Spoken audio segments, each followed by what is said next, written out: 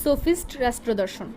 Sophist দার্শনিকদের চিন্তাধারা প্রাচীন গ্রিসের রাষ্ট্রচিন্তায় বিলক্ষণ প্রভাব বিস্তার করে। এই দর্শনের মূল কথা কি তা সম্যক অবহিত হতে হলে গ্রিক চিন্তাধারার অন্যতম মৌল বৈশিষ্ট্য ঐক্যদান, মিথ্যাচার বা সামঞ্জস্য সম্পর্কে কিঞ্চিত অবহিত হওয়া প্রয়োজন।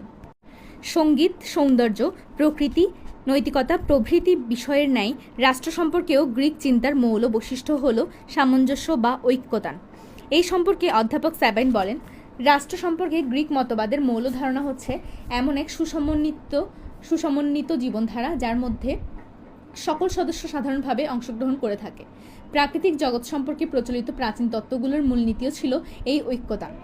পিথাগোরীয় দর্শনেও এই একই সুরের ব্যঞ্জনা বিদ্যমান। সামঞ্জস্যের এই নীতি প্রথমে বিকাশ লাভ করে প্রকৃতি বিষয়ক দর্শনে, তারপর নীতিশাস্ত্রে ও রাষ্ট্রচিন্তায়।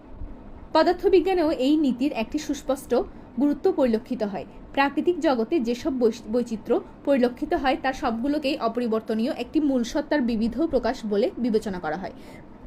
প্রকৃতি অপরিবর্তনীয়, তার গুণ ও নিয়মাবলী সবই চিরন্তন। পরবর্তীকালে এই নীতির ভিত্তিতেই পদার্থবিজ্ঞানের পারমাণবিক তত্ত্বের জন্ম হয় এবং তাতে বলা হয় যে অতি অপরিবর্তনশীল পরমাণুর বিভিন্ন সমন্বয় থেকে বিশ্বজগতের বৈচিত্র্যময় বিষয়াবলী উৎসারিত। খ্রিস্টপূর্ব ৫ম শতাব্দীর মধ্যভাগ পর্যন্ত সামঞ্জস্যমূলক এই তত্ত্বটি কেবল প্রাকৃতিক জগতেই ক্রিয়াশীল ছিল। মানবিক বিষয়সমূহের ক্ষেত্রে তার তেমন কোনো প্রয়োগ ছিল না। প্রকৃতি অপরিবর্তনীয়, তার গুণ ও নিয়মাবলী সবই চিরন্তন। পরবর্তীকালে এই নীতির ভিত্তিতেই পদার্থবিজ্ঞানের পারমাণবিক তত্ত্বের জন্ম হয় এবং তাতে বলা হয় যে অপরিবর্তনশীল পরমাণুর বিভিন্ন সমন্বয় থেকে বিশ্বজগতের বৈচিত্র্যময় বিষয়াবলী উৎসারিত। খ্রিস্টপূর্ব ৫ম শতাব্দীর মধ্যভাগ পর্যন্ত সামঞ্জস্যমূলক এই তত্ত্বটি কেবল প্রাকৃতিক জগতেই ক্রিয়াশীল ছিল। মানবিক বিষয়সমূহের ক্ষেত্রে তার তেমন কোনো প্রয়োগ ছিল না।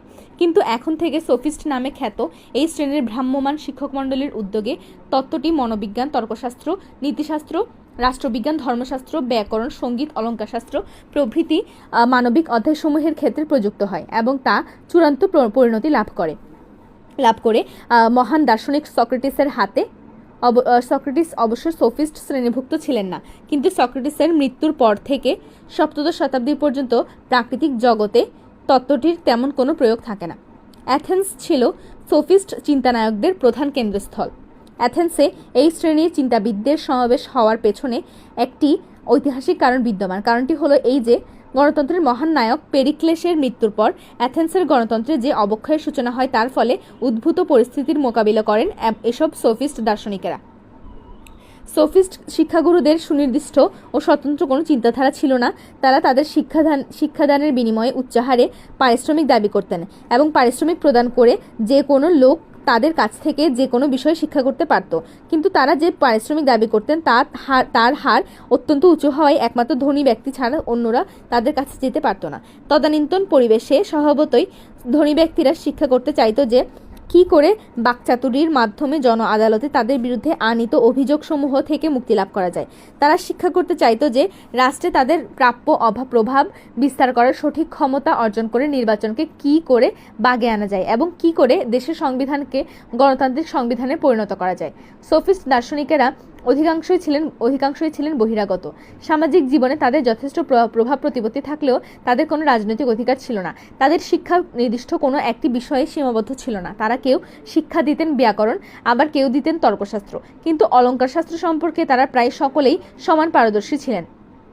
সোফিস্ট দার্শনিকেরা ছিলেন দুই শ্রেণীর, যথা রক্ষণশীল ও উগ্রপন্থী। আলোচ্য অধ্যায়ে যে অপরিবর্তনীয় সত্তা ও তার বিবিধ প্রকাশ সম্পর্কিত তত্ত্বের কথা বলা হয়েছে সেই তত্ত্বের সূত্র ধরেই সোফিস্ট দার্শনিকেরা রাষ্ট্র ও আইনের ব্যাখ্যা দানের চেষ্টা করেন। অপরিবর্তনীয় সত্তাকে তারা আখ্যায়িত করেন প্রকৃতি বলে এবং তার যে বিভিন্নমুখী প্রকাশ তাকে আখ্যায়িত করেন প্রথা বলে। সোফিস্টদের মতে প্রকৃতি ও প্রথা দুটি পরস্পর বিরোধী জিনিস। সোফিস্টদের মতে প্রকৃতি ও প্রথা দুটি পরস্পর বিরোধী জিনিস। রাষ্ট্র, আইন, নৈতিকতা, ন্যায়বিচার প্রভৃতি বিভিন্ন বিষয় যেহেতু প্রথার উপর প্রতিষ্ঠিত, কাজেই সেগুলো সবই প্রকৃতি বিরোধী। প্লেটো ও অ্যারিস্টটল সোফিস্টদের এই চিন্তাধারার সঙ্গে একমত হতে পারেননি বলে তারা যথাক্রমে তাদের ঐতিহাসিক গ্রন্থ রিপাবলিক ও পলিটিক্স এই মতবাদের অসারতা প্রমাণ করার প্রয়াস পান। অধ্যাপক স্যাবাইনের মতে সোফিস্টদের কোনো দর্শন ছিল না, বিত্তবান ছাত্ররা তাদেরকে যা শেখার জন্য অর্থ প্রদান করত তারা তাদেরকে তাই শিক্ষা দিতেন। স্যাবাইনের এই মন্তব্যের মধ্যে সত্যতা কিছুটা থাকলেও একথা অস্বীকার করা যায় না যে সোফিস্ট দার্শনিকেরা চিন্তার ক্ষেত্রে, বিশেষ করে রাষ্ট্রচিন্তার ক্ষেত্রে যে অবদান রেখে গেছেন তার মূল্য অপরিসীম। তারাই প্রথম দার্শনিক যারা রাষ্ট্রদর্শন সহ মানবিক বিষয়াবলীর বিভিন্ন শাখাকে প্রাকৃতিক জগতের নিষ্প্রাণ গণ্ডি থেকে মুক্ত করেন। তারা শুধু যে রাষ্ট্রচিন্তার ক্ষেত্রে অবদান রেখে গেছেন তা নয়, সামগ্রিকভাবে গ্রিসের ইতিহাসও তাদের দ্বারা সমৃদ্ধি লাভ করেছে। তারা প্রচলিত সামাজিক ও নৈতিক আদর্শ ও প্রতিষ্ঠানসমূহের যে সমালোচনা করেছেন এবং যুক্তির মানদণ্ডে যা টেকে না তাকে গ্রহণ করতে তারা যে অস্বীকৃতি জানিয়েছেন, সেই সমালোচনা ও অস্বীকৃতিই প্লেটো ও অ্যারিস্টটলের মতো মহান চিন্তানায়কদেরকে নতুন করে গ্রিক নগরাষ্ট্রের দর্শন বিশ্লেষণ করতে বাধ্য করেছে। এছাড়া আধুনিক ইউরোপীয় সভ্যতায় যে ব্যাকরণ, তর্কশাস্ত্র, দ্বন্দ্বতত্ত্ব ও অলঙ্কারশাস্ত্র এত সমাদর লাভ করেছে তারও উদ্ভাবন করেছেন এই সোফিস্ট চিন্তানায়কেরা।